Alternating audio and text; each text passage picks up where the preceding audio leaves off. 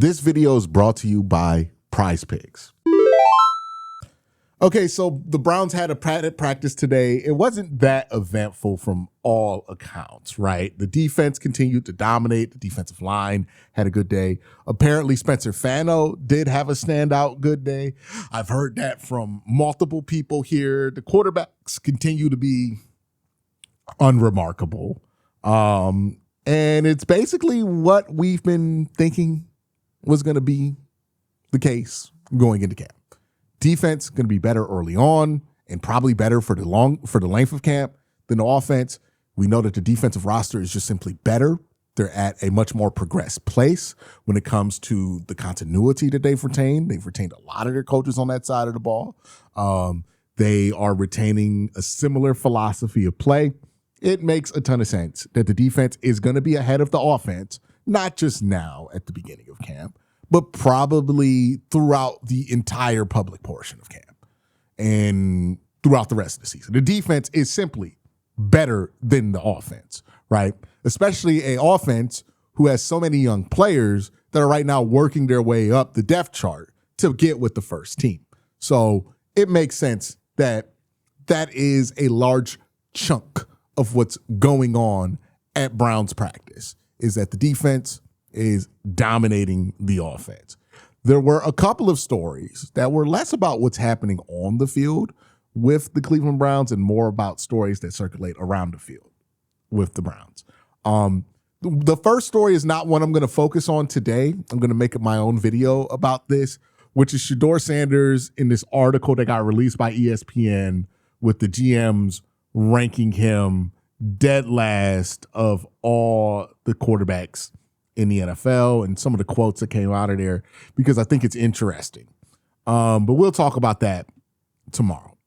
What I'm going to talk about today is something that happened at Browns practice, which is Deshaun Watson went out there and got booed by Browns fans. And I think this is interesting because of the reaction that some people had to this. Me personally, I heard that he got booed and I went, yeah, makes sense.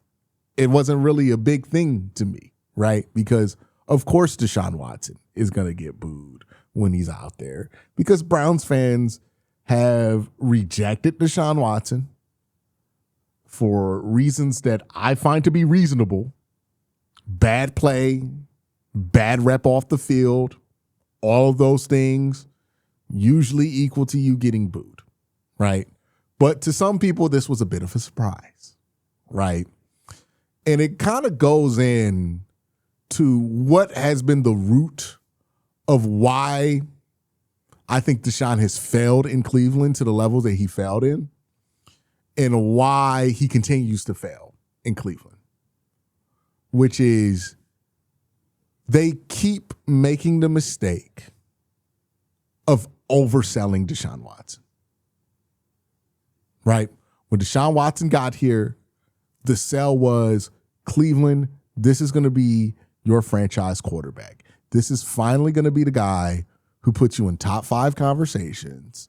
This is going to be the guy who fixes all of your problems and takes this rocket ship to the moon. That was the original sell on Deshaun Watson. That sell turned out to be a tremendous bust.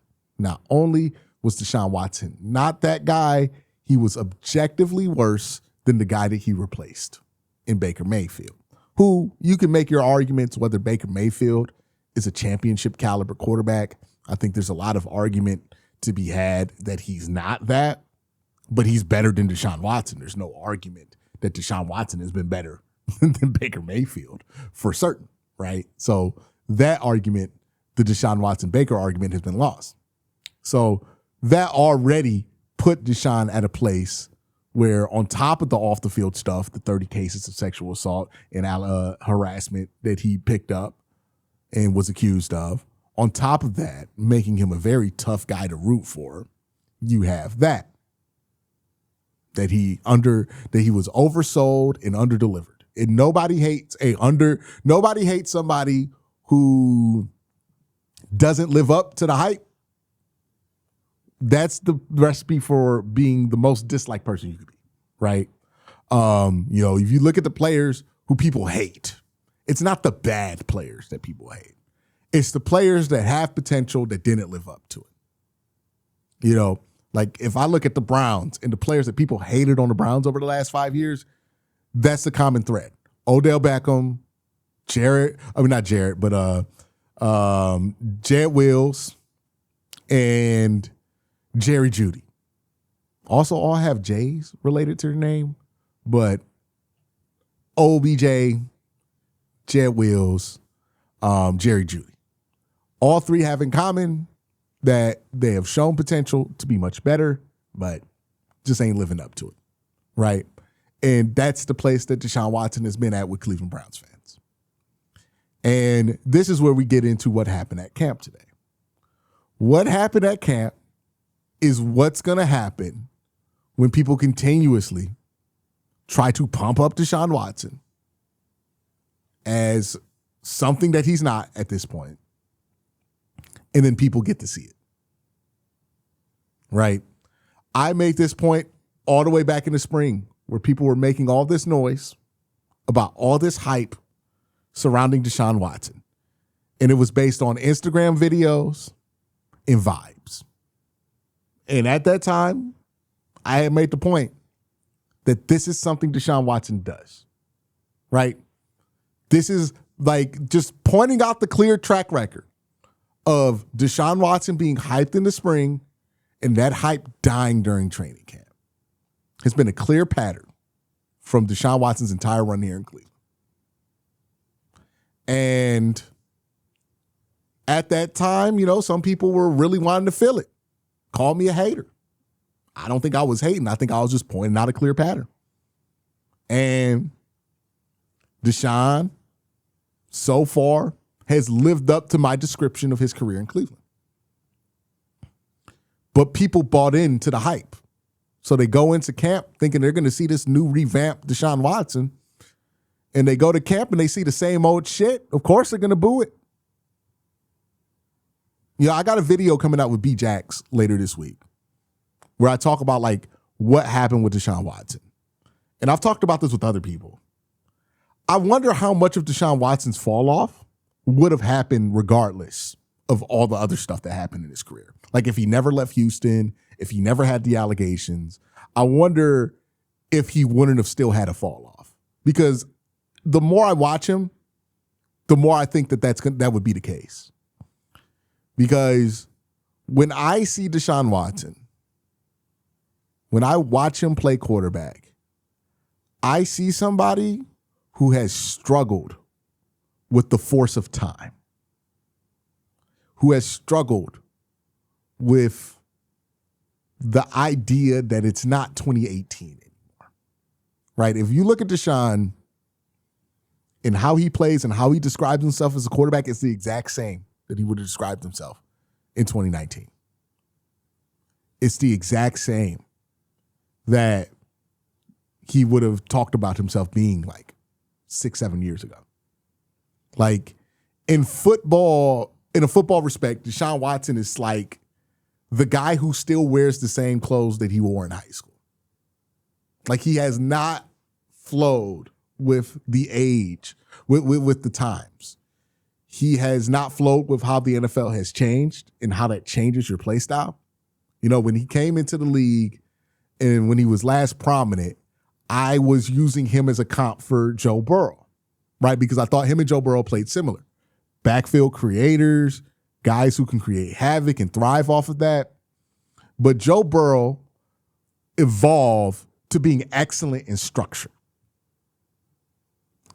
Deshaun Watson never evolved his game past the havoc, right? The stuff that he was good at in Clemson and good at in the NFL, And I do think in a way this should be a bit of a warning to Shedeur Sanders. What do I mean by that? I'll get to that after I thank my sponsor, PrizePicks. PrizePicks is America's #1 sports pick app. The app is really easy to use for player picks. Just pick more or less on a few player stats and lock in your lineup. That's it. Rather just pick teams, PrizePicks has that now too. Just pick the winner, spread, or total in any game or fight. PrizePicks is available in most states, including California, Texas, and Florida. Plus, you can even follow me on the app at Quen_C. Tell my picks, one click, and follow your friends too. Best of all, play your first $5 and get $150 in lineups if you win. Just use the promo code HMA when you sign up. That's right. PrizePicks just switched up their offer, so there's no better time to join. Lock in and win with that first lineup. That's code HMA at sign up to get $150 in bonus lineups if you win with your first $5 or up lineup. So I talked about in the first half of this video, kind of like the fall off of Deshaun and why he is at a place where when he gets booed at camp, it's obvious why he gets booed at camp. And it's not something that I even feel bad for him for, to be honest with you. Like, this is what is going to happen when you've done the things that Deshaun Watson has done, right?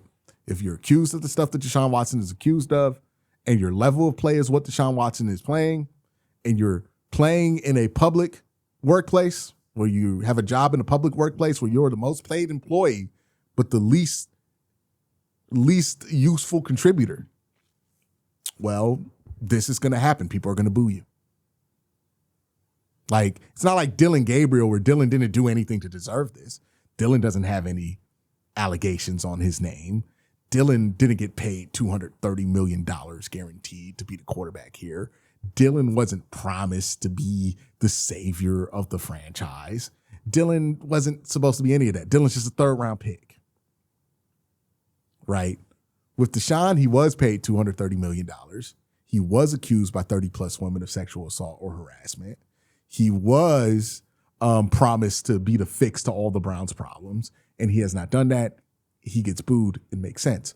But the warning for Shedeur isn't about any of that. I don't think Shedeur is going to have those kind of problems, right? Shedeur doesn't seem like the kind of person to get caught up in that kind of mess in the same way that Deshaun got caught up. For Shedeur, my worry for him is, okay, we know why the public perception of Deshaun Watson fell off, but why did his physical play fall off, right? And if you look at what Deshaun was in Houston, he was somebody who can create in the backfield, who can go off schedule and be excellent off schedule, but he was never somebody who thrived in structure. And when I think of Shedeur, and when I think of what Shedeur does well, he can create in the backfield, he can make plays off schedule, but he's not a great player in structure. He's a pretty bad player in structure.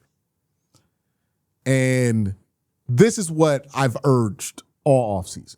You know, some people have called me a hater for wanting Shedeur to develop this. I think I'm looking out for the best interest of him, right? Because I think, you know, kissing his ass and saying nothing but good things about him doesn't really do anything other than inflate somebody's ego and allow them to continue with the bad habits that they've already accumulated, thinking that there's nothing wrong. I think with Shedeur, he needs to develop his in-structure game. He needs to develop some discipline with how he plays the game of football. And if he doesn't develop that discipline, his fall off will come faster and steeper than what it was for Deshaun, right? You look at all those kind of quarterbacks who have had success. Carson Wentz, you could throw his name in there, right? Another off-schedule guy who can make things happen. Those guys don't tend to age well if they cannot develop the skills needed to be in structure. Even somebody like Cam Newton, who was decent in structure, but still relied a lot on his ability to create. He retired and aged out the NFL much earlier than most quarterbacks do.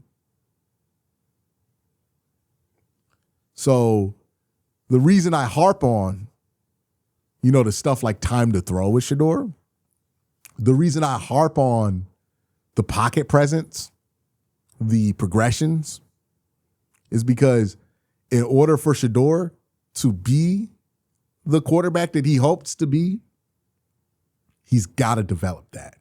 It's mandatory because he cannot live off of extracurriculars. But it was an interesting day of practice. It was an interesting day of media. I'm going to also talk about what NFL GMs had to say about Shedeur. So if you want to see what that video is going to be like, make sure you lock in and say subscribe. But y'all have a great day. Have an even better night. Peace.